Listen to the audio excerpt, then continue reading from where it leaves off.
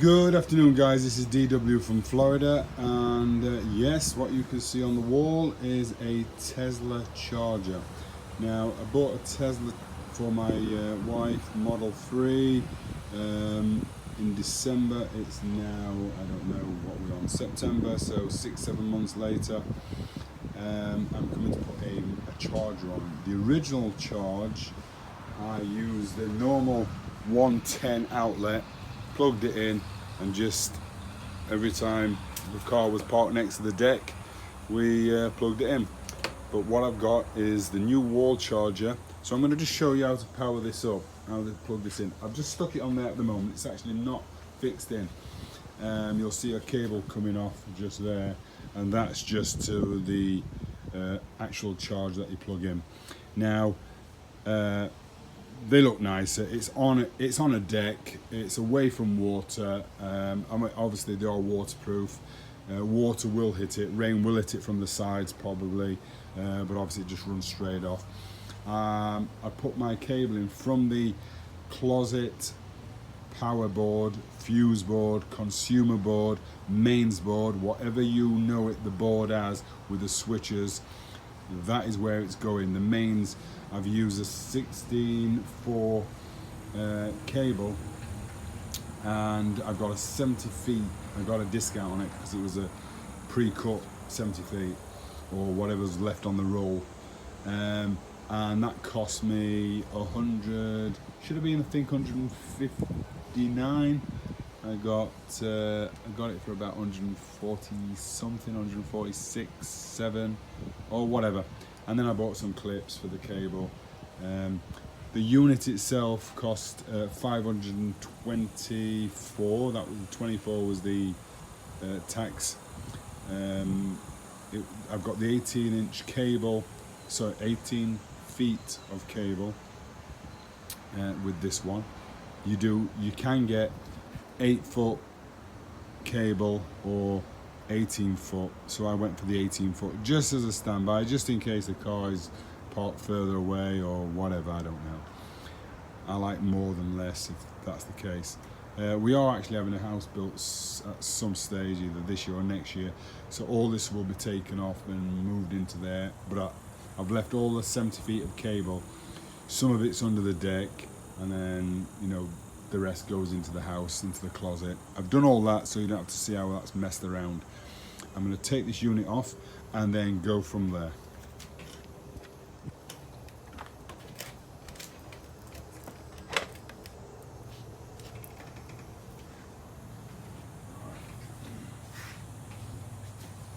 So as you can see at this moment, you probably can't see because it's dark.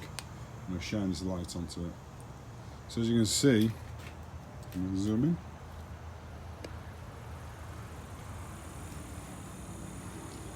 We've got these pins here. These pins literally like that, and then the other side will have that's the female, this is the male. It'll slide in and connect. So that's your two. Well, let's just see. That'll be your mains, lives. You've got your ground. You've got your L2 or neutral, and then L1. I'm doing the 220 volt system. In England, it would be 240s, but because obviously in America it's 110 volt is a standard.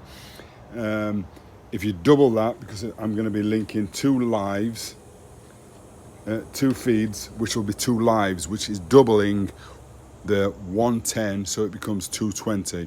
By doing 220, your car will charge faster. You'll have bigger ampage, and with a thicker cable, it's going to charge it quicker. So, for instance, if you charge it for an hour, you might get 50 miles of charge instead of with the 110. If you charge for an hour, you might get 2 miles of charge. That's the difference. So normally when we plug our vehicle into the 110, within 24 hours, it literally is 24 hours it will probably do 170, 180 mile charge.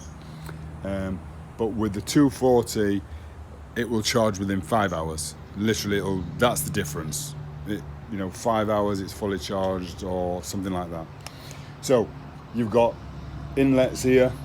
That's your earth or your ground. Earth for England, ground for America. If it was just the 110, you would have N for neutral, or L2 for the second live, and then L1 for the first live. Line 1, live 2. So let me just leave that over there so you can still see it. Okay, right. Sorry about all this. This is a bit long-winded, but now obviously it comes with pre-kits. It comes with some screws. One of them was no good. It literally. Anyway, that's by the by. It comes with a plate, template. You would put the template against the wall. You're using any one of these little holes here. It's really the center holes to hold the thing. Now, they're assuming that for every direction, there's cutouts here, here, here, and up here. My cable's coming upwards. And by coming upwards, then any water getting on this will run down, not go up. And there's a piece like the top here that pulls off, and inside that there is a lug. If I can find what I've done with it, I'll show it you. Good question. What have I done with it? Oh, it's here. That's the lug, or the grommet as we call it, rubber grommet there. You drill a hole underneath. That will then slide up there like so, and then that will go back into its position. But what I'm going to do is, I started this already, but get that out of the way. When you are cutting a cable, just what we call scoring it. So you'll just get the blade and run it across gently. If it's a sharp blade, you don't want to put too much pressure on. So that's it, we've scored it, we've made a line all the way across. Then what I do is I get to the red, or the live, or one of the lives, to the red cable, push in with this, where this earth or ground is, push in there and just slice it down this line until it gets so far. You can recut this if you cut. You don't want to be cutting into any of these thicker cables, and you must use copper. If you're doing a 240 or 220, you've got your your 3 cores, and they're all copper cores.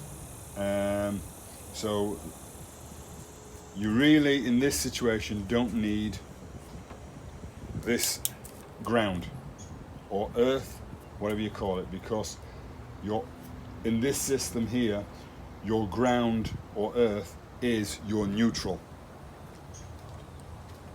England might be confused with that, but there we go.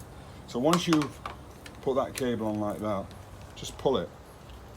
As you can see, you're peeling it back. And then, if you want, you can use your earth, pull that. And it can only go so far, because where you've scored it, it comes off. So it's a nice clean fit, no damage to this, and that's it. So this piece will be cut off. Or some people like to keep it as a spare, like me, and you roll it up and keep it low down, out of the way, because you never know what you're going to use this cable for. You never know what may happen. So I'm one of those. Don't cut something off if you don't need to. But make sure you get your finger back when you're doing it, like that. Make sure that point doesn't point and jab into this or any of the fittings. Right, once you've done that, you're going to be going this side and then up and around into that. Now, work out your distance, work out what, you don't want anything sticking past. Hopefully you can see that. You don't want any cable sticking past. You want it to go so it's where you can see the metal inside, it should end. So it's really roughly about, just about, I don't know, I don't know, just 0.75 of an inch. Get your cable, get your blade, and just score it around. Let's move this out of the way. Just do that. And then you can pull it up, peel it off, like that. So you want to be doing that all the way across.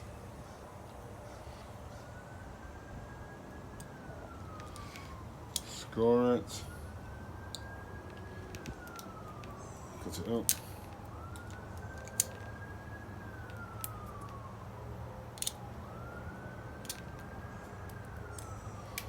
Like that. Same again.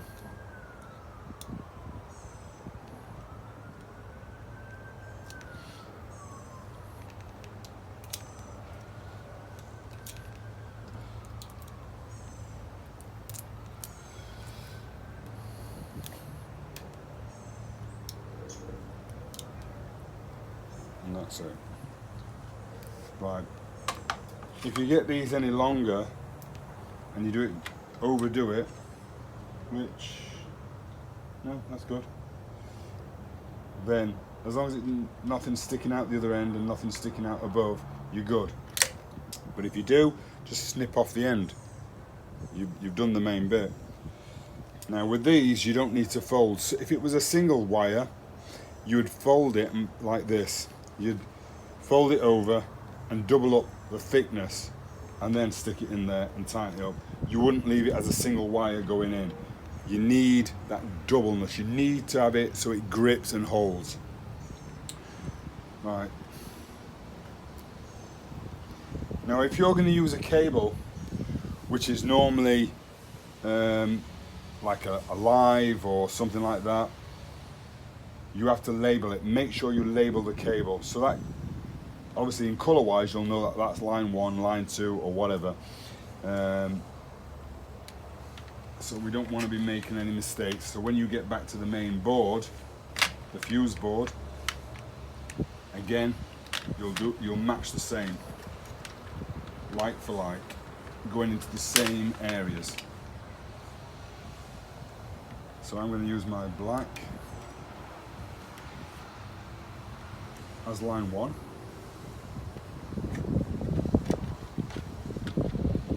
Now with this, it has an Allen key. It comes with a designated fitting. I'm going to get nearer to it. I don't know which side we're on. Yep. It's a designated fitting, which is like an hexagon key. Let's see if we can get some focus on it. Maybe, I don't know, you can't. Can you see it? It's an hexagon key, but it's rounded at the top. So it's like a ball, but it's an hexagon key. If you lose that or anything, you can use one of these, which is the flat end. The same sort of thing. Let's see, it does come with instructions, which is nice. I'm just going to show you. That's better. So you can see the key there. That's the type. It comes with 2 of those. There for the wall mounting, there to screw in there and there at the bottom. Then it comes with 4 of these. These are to hold that unit on the wall or to the frame. And some zip tie. This is the equipment it's asking you to use. That there is to drill out the back of the hole. If this was a single piece of wood that you were putting it to, or in a garage, whatever you want to call it, a wall, then you could drill that there, that'll pop out, and then obviously that'll pull off. Right, or you can use a standard, we call these Allen keys, you call them hexagon key, or Americans call them hexagon keys. Make sure you get the right one that's turning. So that's good, so that fits that. I will tighten it up, but I'm making sure that goes in.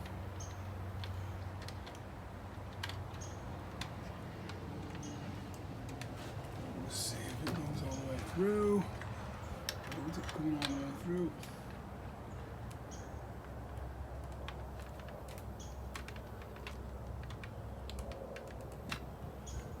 Right. Got it on here.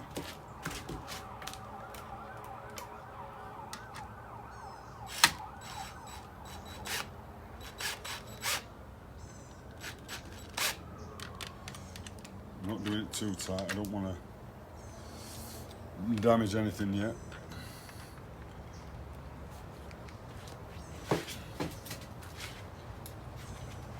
Next one,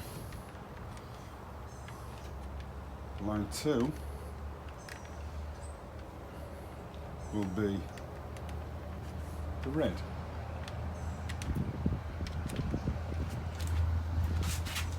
Hopefully you guys can see this.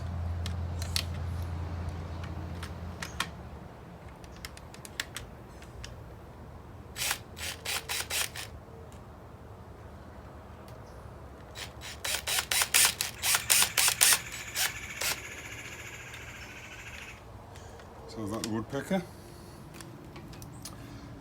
Move that blade that way. And then line 3, or sorry, not line 3, the ground will be white.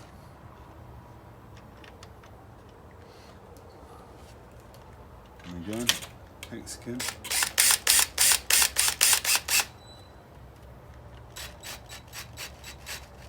I'm always dubious about tightening something up with a foreign object or something that could break, or being plastics. I don't want this to break inside because this is expensive. So don't over tighten it, don't force it, go zzz, and then like, and it snaps all this. You've got to make sure it's tight, but that's a good tightness, so it's tight enough. If you keep this sloppy, if you keep the connection sloppy, what will actually happen is it's called arcing. So if I put this in there and the screw is touching it, but it's allowed to heat up and wobble, when that cable wobbles, it creates a friction. You'll see it starts to arc. That then starts to melt this unit, especially at a 50 amp breaker on there. You'll sometimes find that, and if you start smelling a burning smell, then you know you've not tightened it up correctly. This is the area you need to be checking. So that's with any of these cables. Now, so what I'm going to do is put this in here. Push that up. I've got ample cable to play with, so.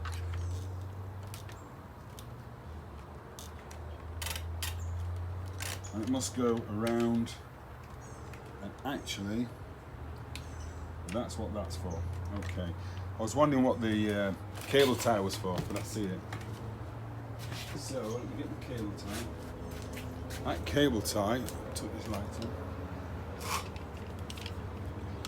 Battery's down, battery's dead, useless.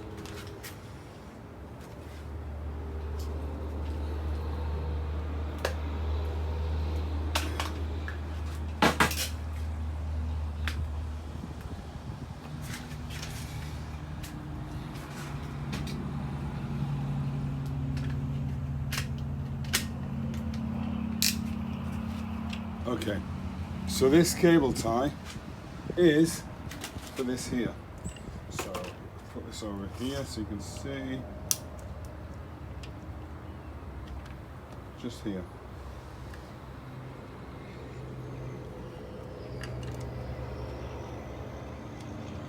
Tie wrap, cable tie, whatever you want to call it, it's still going here. So that goes there. I'm pulling this around here.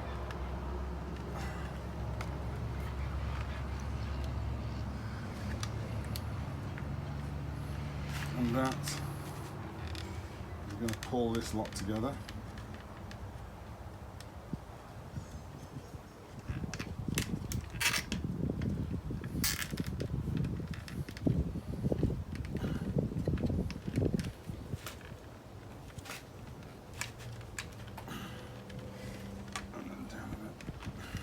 Okay, so tie wrap goes on as tight as it needs to go.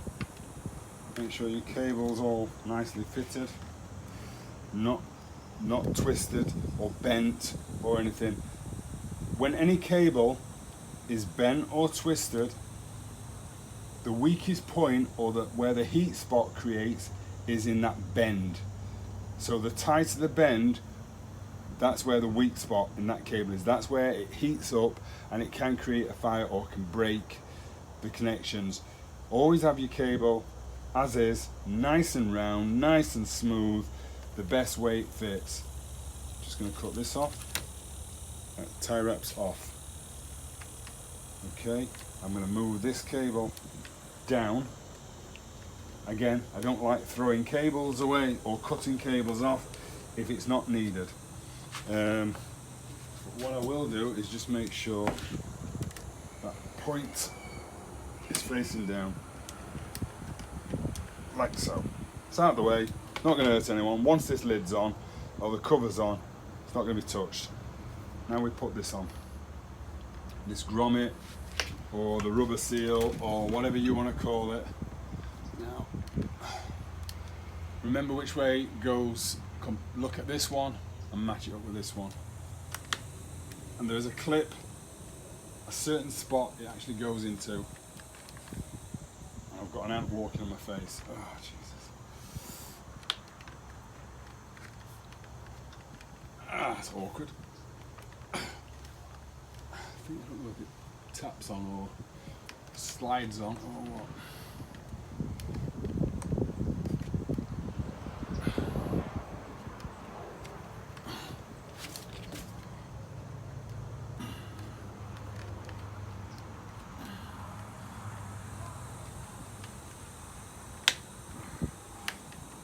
Yeah, clips.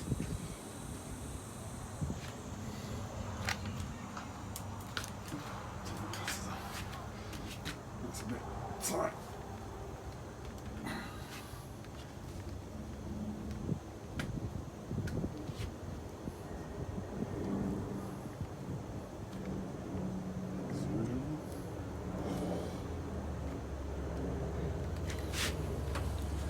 I don't think anyone shows you this, but this is a bit awkward.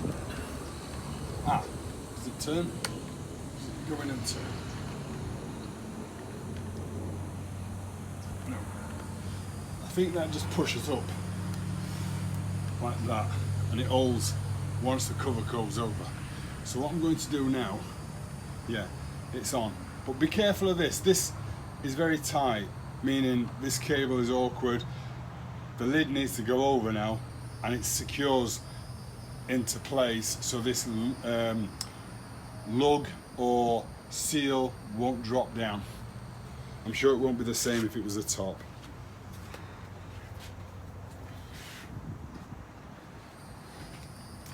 Now make sure your cables are in. If you need to tighten it, make sure you tighten it again. I've just touched mine up. Someone phoned me and I just started doing it and realised. So this now goes on. Yep, that's in a good place. Be careful if you let go, sometimes it just falls off. I'm just saying that just in case.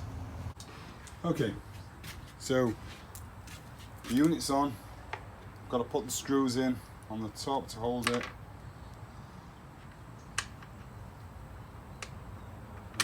There's 4 of these. And you have to use this piece that it comes with. Just underneath there.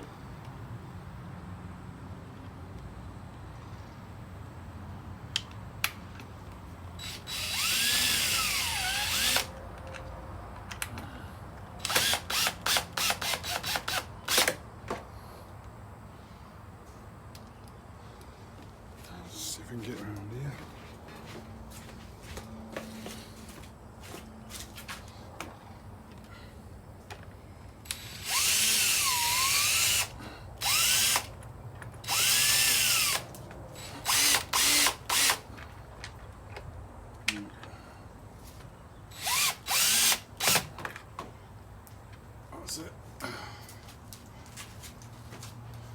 Okay. So I'm happy with that. This is the unit, this is the angle. This is the old one that was plugged in. This is the new one. I'm leaving it off at the moment. I'm leaving it on the floor. Now what we're going to do is go to the main area, which is the fuse board. So guys, we're inside in the consumer board, fuse board, circuit panel, breaker panel, whatever you want to call it. It's the electric board. Now, the two cables up here, where's my finger, there and there, or the mains coming in, or the main power coming in to the house. I know some people can say, oh, that's not right, it's not main board, it's not a power board, it's this board. But that's the mains, that's the main breaker here. And these are obviously all the fuses, 40 amps, 30 amps, whatever, 15 amps. What I've done is I've matched up with the same breaker. Hopefully this is the same breaker. And when you get a breaker, if it's a single breaker, then that's a 110. If you get two which is linked up together, that's what we call the 220, or in England that would be a 240. So it's a 220 breaker. Now this is a 60 amp, which is perfect. Sometimes you can overrate some of these fuses with the cable that you're using, but 60 amp will be suffice. It will be good for it. Would have been better with the 50, I think, because it states it should be 45. So 50 would be good, but I'm keeping a 60 on only at this moment. We are having a house built soon, or we are moving from this property, and I will be taking all this lot out. So for the 6, 8 months, 10 months that it's going to be, then this should be okay. It won't overpower, it won't do anything wrong. Now I'm going down to the cable in here. Again, what we've started with, we've fed it all through the system, and it's into the board. We've cut, we've scored, as I said before, a line, and then what we do, don't touch any of this. This is live. All of this is live. Not that you're going to touch mine, but I'm just saying. Split this cable. However you want to do it, I've just split it all back, and it'll stop where it's being cut. Like so. I'm hoping you can see this actually. That's where I need you to be, looking over there. Again, we don't need the ground, or the earth as we call it. We don't need this. So I'm just going to roll this up and keep it out of the way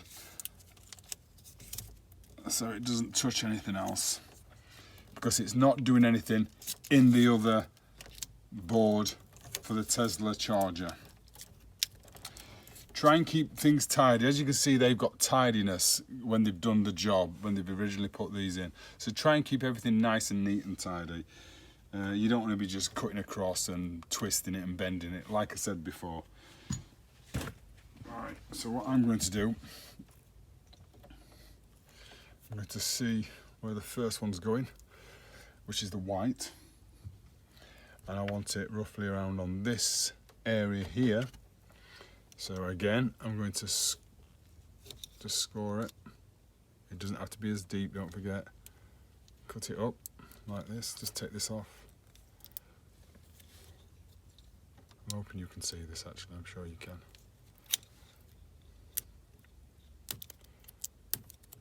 And then, that's the first one. And these are your two line-ins. Lives.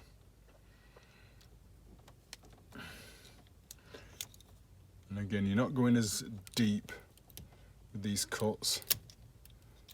Oops. I'm sure there's someone out there going to tell me off for doing something unsafe, unworthy. If you can't do this, don't do it. It's not worth it. If you're going to do it, make sure you turn all the power off to play with the electrics, and I mean the top part up here. the mains coming in or the power coming from outside. Make sure you turn that off. I am actually a qualified electrician, believe it or not. I was in England, so I still know the game. And that means someone's here. Okay, so what I'm going to do, and look at where I'm going to take this. I don't want to be overpowering. So I've got one already open. That's going to go inside there.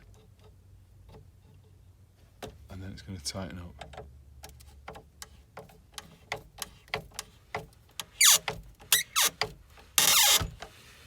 Use protection there. This is safety. You don't want that to be metal all the way down or steel all the way down. Rubber handle, plastic there, just in case you do that by mistake. So, and with the other two, line 1, line 2, it doesn't really matter because they're both getting a feed. So, as you can see, they're going to go in there, like so. And then we're going to tighten them up.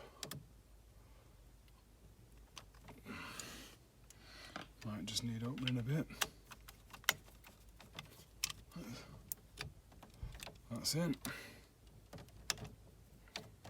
And then I'm going to just tighten these up.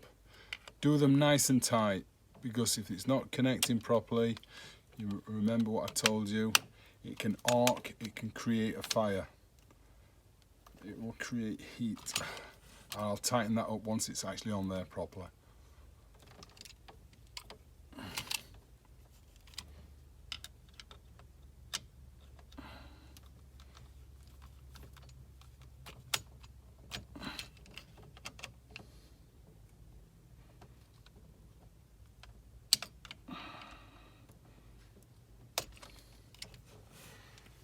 Okay, so as you can see, what I've done is I've tightened them up. They're not perfectly tight yet, but what I want to do is I want to get these in there. So I'm pushing it up. Each one of these has a line. So one line is one feed coming in. The other line is the other feed coming in. So then if I join these lines together, it becomes 220. So that's what I'm doing there. I'm taking a feed from this side and a feed from this side, and it's the buzz bars. We call them buzz bars. You'll see the copper bars which overlap. So this side will be giving me a load of bars going that way, where I add on this section. This side will have that, but they'll interlink like that. So that when I put these in, it literally sits on to 2 of them. So here we go. Make sure it's turned up. That's turned off there, and then that's going to go there. And let's see if I'm doing this right.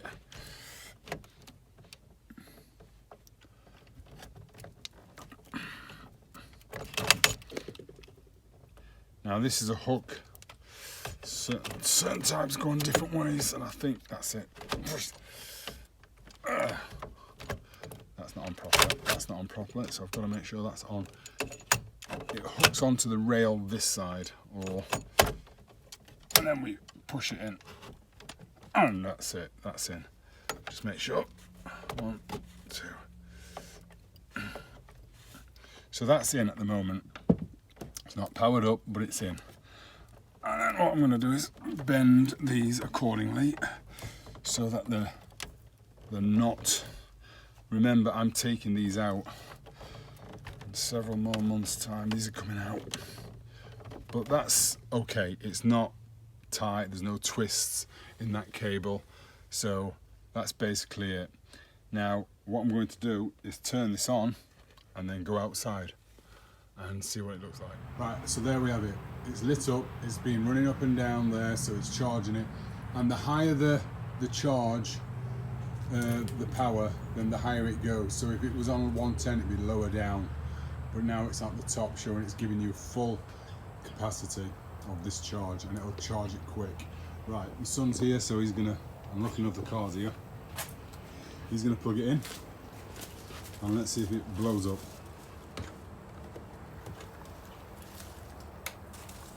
And there we go. It went blue, and now it's charging. Nice Christmas lights there. So this is the 18-foot cable, and which I've got going under a deck side here. I'm going to clip all these cables up now, and I'm going to leave that down there. And when we've finished, when we're actually taking off, there's going to be a hook that it's going to hang on here. So that's the job done. Very easy. Nice Tesla charger. Even better Tesla car. Recommend them. And there we go. Thank you for watching. I'm going to put the board back together, the fuse board back together, the lid, the cover, and I'm just going to get on with it and tidy everything up. Hope this helped. Thank you guys. Any questions? Shoot it. Drop me a line. Tell me what you think. Thumbs up, thumbs down, subscribe. Your call. Thanks a lot.